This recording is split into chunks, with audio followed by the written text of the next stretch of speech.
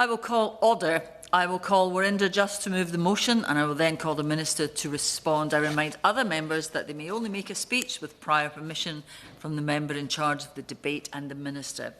There will not be an opportunity for the member in charge to wind up, as this is the convention for a 30-minute debate. Before I call the honourable member for Wolverhampton West, I would like to remind honourable members that they should not refer to any court cases that are currently active and are therefore sub judice. Honourable members will also want to be careful about raising matters that might prejudice ongoing police investigations or a future court case. I would like to thank the honourable member for Wolverhampton West for his courtesy in consulting with the Table Office prior to this debate. I call Warinder Just to move the motion. I beg to move that this House has considered government support for prosecutions relating to violence against women and girls in the West Midlands, and it is a pleasure to serve under your chairship, Ms Jardine. I begin by declaring my interest as a member of the Justice Select Committee, and also that my wife is a West Midlands senior Crown prosecutor dealing with RASO cases, that's short for rape and serious sexual offences cases. Violence against women and girls is a global problem and remains one of the gravest social challenges that we face. In the United Kingdom, offences involving violence against women and girls accounts for approximately 20% of all police-recorded crime. And whilst this is undoubtedly a national crisis, the problem is particularly acute in the West Midlands. In the year ending March 2023, West Midlands Police recorded over 81,000 domestic abuse-related crimes, which is the highest rate across all police forces in England and Wales. In my own constituency of Wolverhampton West, violent and sexual offences have consistently represented the most reported crimes over the last 3 years, totalling to more than double that of the next highest category. Madam Chair, across the West Midlands, an incident of violence against a woman or girl is reported every 30 seconds. I was so shocked at that. Yes, happily. I thank the member for bringing this important debate to this Westminster Hall today. Will the member agree with me with a call going to police every 30 seconds, that's over 100 people reporting domestic abuse every hour, that more resources need to be given to the police, given that only less than 3% are convicted of rape or sexual assault, and more time needs to be given to investigate, and these perpetrators need to be held accountable and tougher sentences given. Warinder Just. I thank the honourable member for his intervention, and he's absolutely right. I was about to say that I was so shocked to hear that statistic that I had to ask my parliamentary assistant to check the figure again, because I couldn't accept that it was such a high figure for that reporting. Yes. Jim Shannon. Can I commend the honourable gentleman for bringing this forward? And I spoke to him beforehand to seek his permission to do so, and to back up the evidential base that the honourable gentleman is clearly putting forward. It's not just Wolverhampton West, Madam Chair, that's happening all over the United Kingdom, and the examples of that there. Ulster University did a research in Northern Ireland, and they said that 21.4% of women who experienced violence reported it to the police, and further, 77.4% of those who did report found the response unhelpful.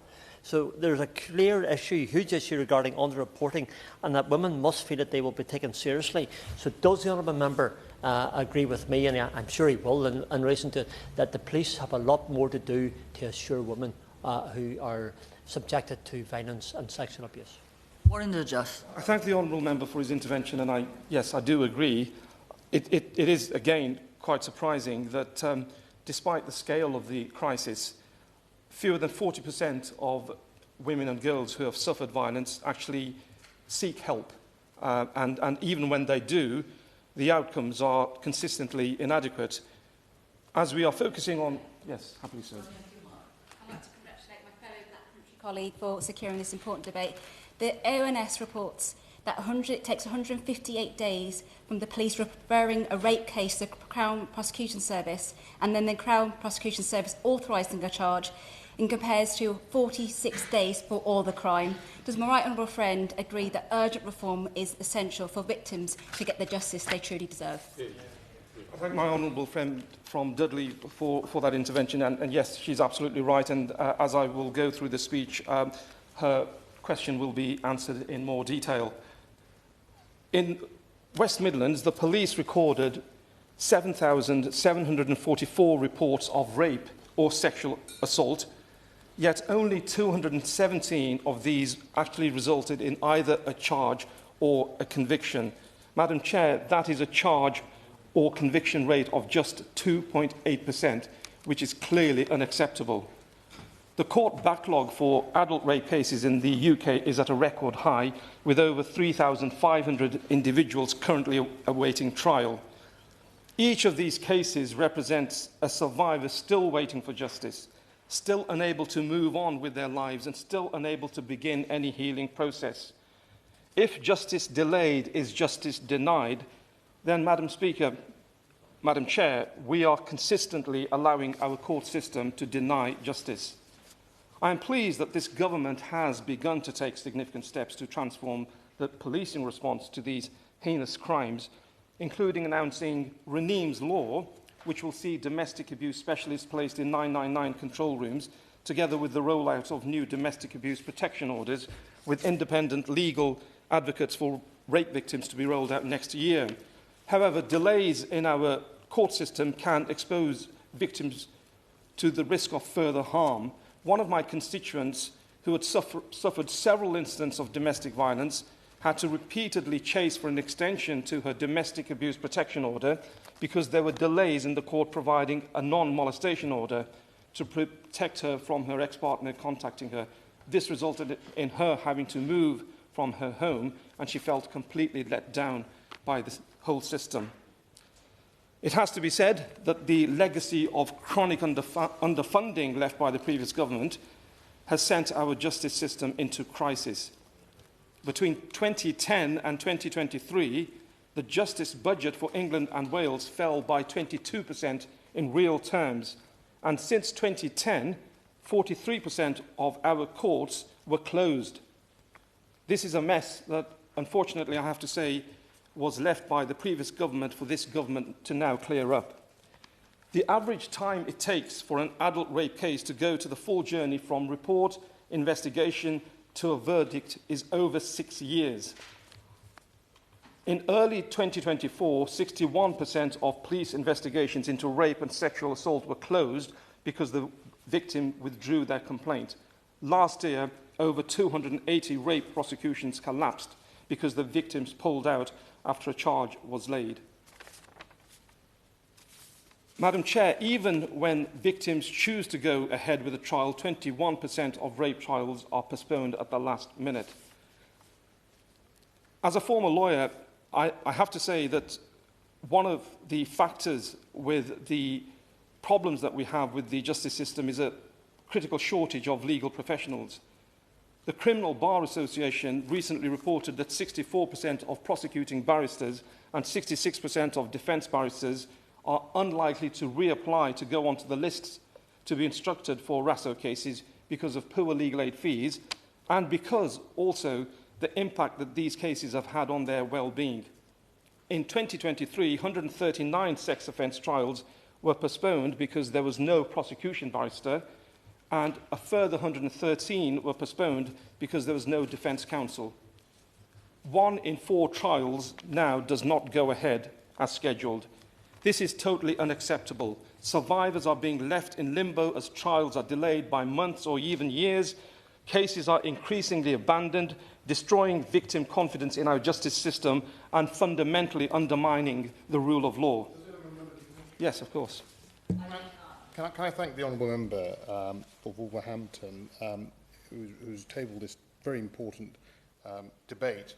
In Birmingham Perry Bar, we have high levels of deprivation, high levels of crime, and especially around domestic violence, rape, and sexual assault. Talking about the criminal justice system, as a member of the bar, as a criminal defence barrister, a lot of young wannabe barristers are decided to go to the professions purely because the funding is not there.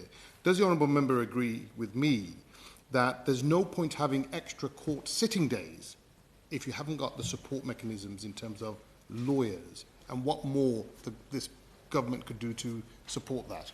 I thank the honourable member for his intervention, and yes, I do agree with him, and I will go on to mention some of the steps that this government is now taking.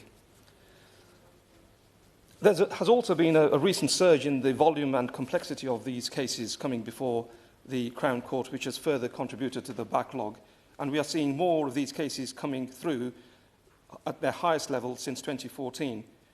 The guilty plea rate for rape cases sits at just 15% on average, and that's compared to 66% across all other crimes. And this means that rape cases are harder to prepare for, more time-consuming for victims and for lawyers.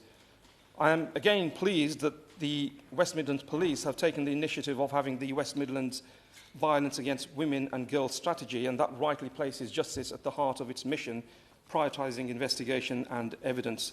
To answer the question put forward by the honourable member from Birmingham, this government has put an additional funding of £24 million for criminal legal aid and an extra £92 million annually for criminal legal aid solicitors. And we have also increased the magistrates' sentencing powers, as well as a new commitment to increase the Crown Court sitting days, which are all very positive steps. Furthermore, following the sentencing review as part of this government's Safer Streets mission, we will now have increased tagging for violence against women and girls perpetrators. I also welcome the government's drive to recruit approximately 1,000 judges. Of course. I thank the honourable member for giving way and for holding this important debate. I just want to bring in something on a research side from the Greater Manchester, which shows that women and girls who have experienced abuse are likely to experience multiple disadvantages. So living in poverty, homelessness, mental illness or addiction, which adds complication to accessing the correct services. So does the member agree that we must better understand the multiple disadvantages, needs of survivors to improve confidence and trust in the policing of this violence? Thank the honourable friend for his intervention. I note his point. I think what I would say in response is that we need to make sure that the justice system is there for everyone, regardless of circumstances. As I was saying, Madam Chair, the government has recruited approximately 1,000 judges. They have started this drive to recruit 1,000 judges and tribunal members across all jurisdictions annually. And there are 16 Nightingale courtrooms across 7 venues which are being used to hear these cases. The Crown Prosecution Service, CPS, launched the Domestic Abuse Joint Justice Plan in November last year to improve the working relationship between the police and the CPS, which hopefully will have an impact. And this has resulted in a 7% increase in the volume of prosecutions for domestic abuse in the West Midlands. And furthermore, it's resulted in domestic abuse convictions also increasing by 12% in the West Midlands. The CPS commitment to improve communication and support for victims through the Victim Transformation Programme is also a very positive step forward, because it will mean that there will be a dedicated victim liaison officer in every RASO team, with the offer made to meet the victim before the trial to answer any questions. Madam Chair, I'd like to finish by saying that we need to go further. In Labour's election manifesto, Labour committed to establishing specialist courts for rape and serious sexual offences cases in order to fast-track rape cases by introducing specialist courts at every Crown Court location in England and Wales. Whilst we eagerly await the Leveson review of the criminal courts, I hope that this is a commitment that can be delivered as soon as possible. By introducing other measures, such as having separate waiting areas in court buildings, improving the submission of evidence remotely, we can offer victims the dignity, support and reassurance they deserve during what is often an incredibly distressing process. We also need a dedicated, adequately funded cohort of specialist lawyers, ring-fencing legal aid funding and providing better remuneration, as well as appropriate well-being and mental health support for those working in the most distressing and complex situations. Above all, Madam Chair, we must centre victims in every aspect of the system. This means having access to sexual violence advisors and domestic abuse advocates, ensuring that survivors are guided through the justice system and supported as they travel through the legal process with proper access to justice. Madam Chair, justice for women and girls simply cannot wait. If we are serious about tackling violence against women and girls, we must overhaul our broken justice system with urgency and compassion. Everyone in our society deserves the support and opportunity they need to reach the justice that they deserve. The question is that this House has considered government support for prosecutions relating to violence against women and girls in the West Midlands. Rachel Taylor. Thank you, Mr. Draven. It's a pleasure to serve under your chairmanship. And I'd like to thank my honourable friend for Wolverhampton West for bringing this debate to the House, and I'm aware of his extensive knowledge and his passion for this subject. Violence against women and girls is a national emergency, not the inevitability that previous governments treated it as. We are sick and tired of seeing women and girls facing the same threats of violence and abuse generation after generation. I wholeheartedly support this government's mission to halve violence against women and girls, but that can only happen if the government supports police forces and the criminal justice system to prosecute perpetrators. In 2021, Warwickshire Police had the lowest rape conviction rate in the country. Fewer than 2% of reported rapes ended with a charge, and just 1.3% led to a conviction. In 2025, Warwickshire Police became the best performing police force in the country for charging cases of adult rape. Their charge rate is now 13.4%, and the national average charge rate is 7.1%. But let's face it, these conviction rates are still woeful and would not be tolerated for any other offences. But let's look at what Warwickshire Police changed in the hope that other forces will adopt these measures and move in the right direction. They created a dedicated team of detectives who only investigate rape and high-risk domestic abuse. They specially trained frontline officers to reports of rape. They involved the Crown Prosecution Service early in investigations to ensure a joint approach. The importance of this change from 2% to over 13% of charge rates cannot be underestimated. There's rarely an opportunity to talk about hope when discussing violence against women and girls, but the fact that Warwickshire Police's transformation was accomplished in less than 5 years does give me hope for victims. Of course, a national average of a 7% charge rate is still shockingly low. Women are not safe in a society where over 90% of rapes reported to the police go without charge. How are women meant to feel confident in the criminal justice system? I'd like to thank the government for the actions they've taken so far, with new measures to tackle stalking and introducing Raneem's Law. I truly believe that we can halve violence against women and girls if we treat it as the national emergency that it is, and I hope that the example of Warwickshire demonstrates that this is a possibility. We have a very long way to go, but I believe ending violence against women and girls is a priority of this government. Minister Lucy Rigby. Thank you, Madam Chair, and it's a privilege to serve under your chairship. I wish to start by commending my honourable friend, the member for Wolverhampton West, on securing this important debate, and indeed for contextualising its seriousness in all of our minds with his informative and very insightful opening remarks.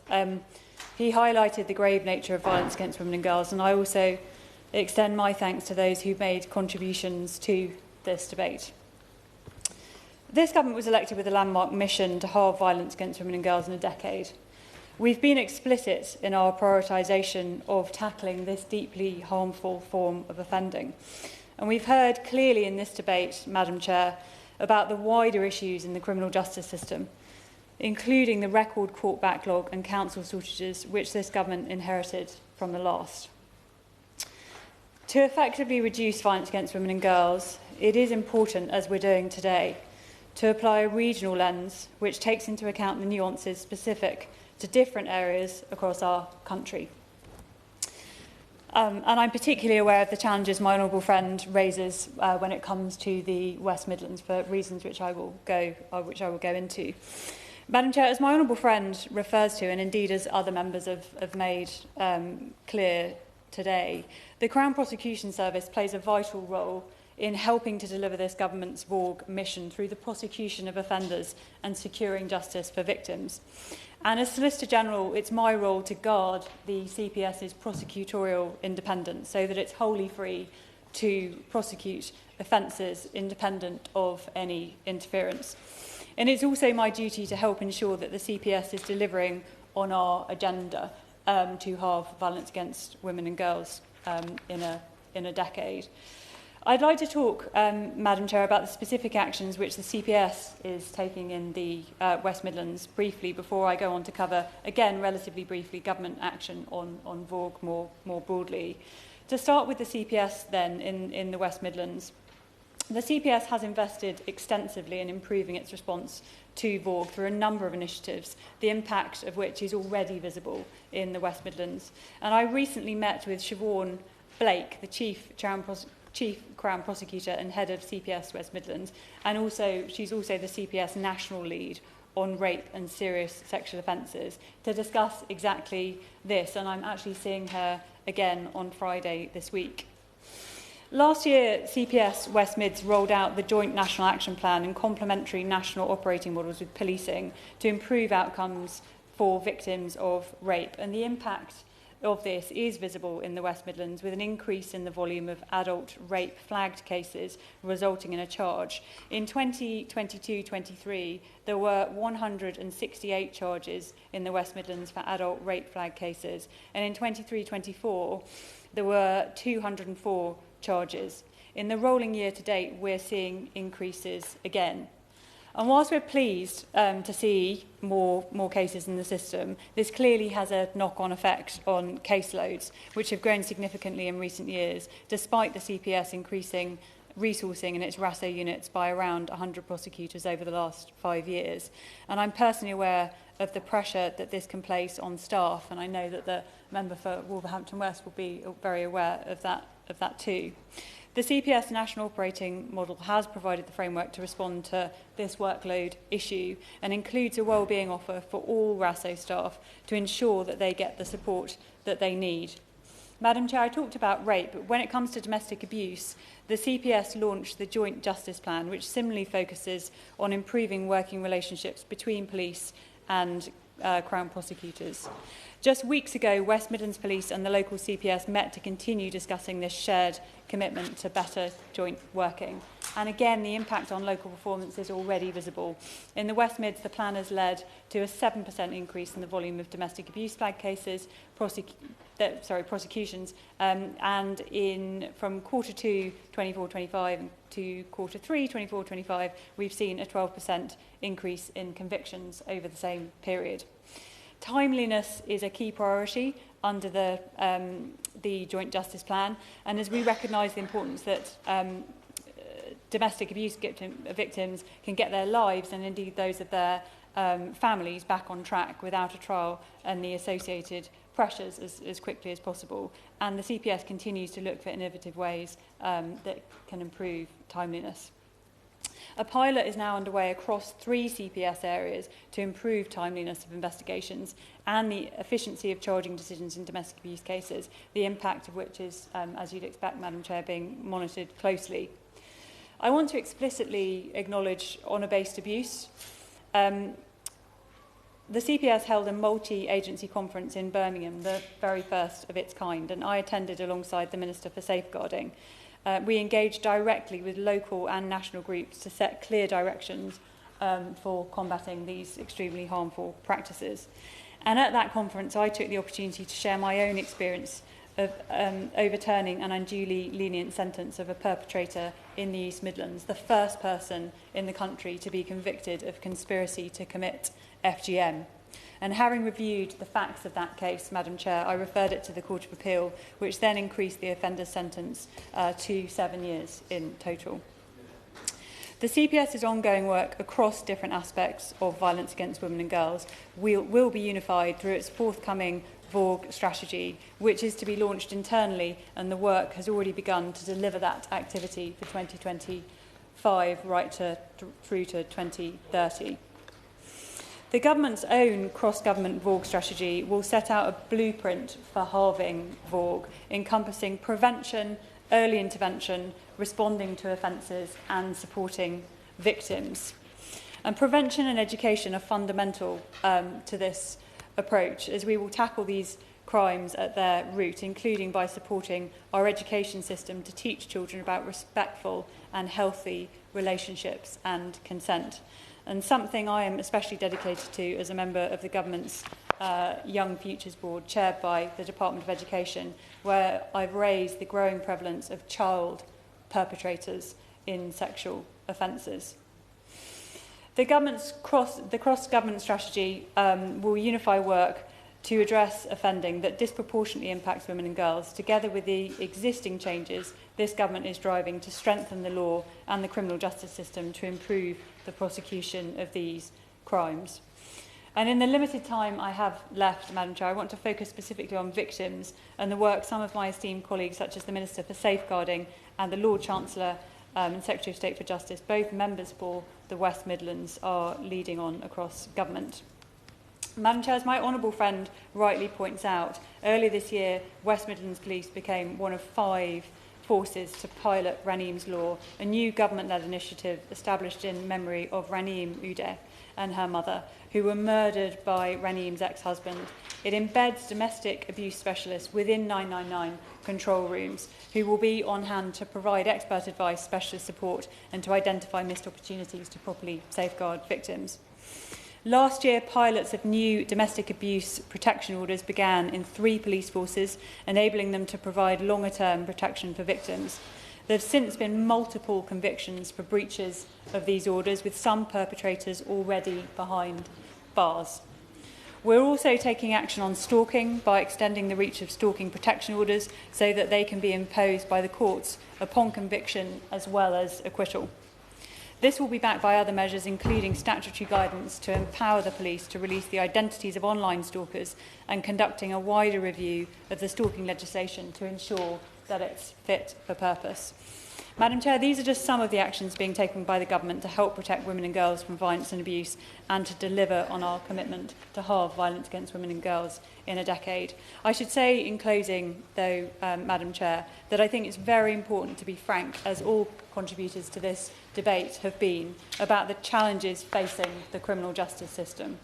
Court backlogs across the country after a lack of action by the previous government mean that victims are waiting far too long to see justice, leading to rising levels of attrition when it comes to victims, as has been adequately covered in this debate. We must strain every sinew to improve victim support. It's important that we respect victims' wishes. We must also ensure that where they feel able to, victims remain engaged in the criminal justice process. Ultimately, our success will be measured by more victims coming forward and a sustained reduction in VOG offending. To achieve this, we need more reporting, more cases being seen through to trial, better support for victims, and improved public confidence in the criminal justice system as a whole. Thank you. The question is that this House has considered government support for prosecutions relating to violence against women and girls in the West Midlands. As many as are of that opinion say aye. Aye. Of the contrary, no. I think the ayes have it. Order. Order.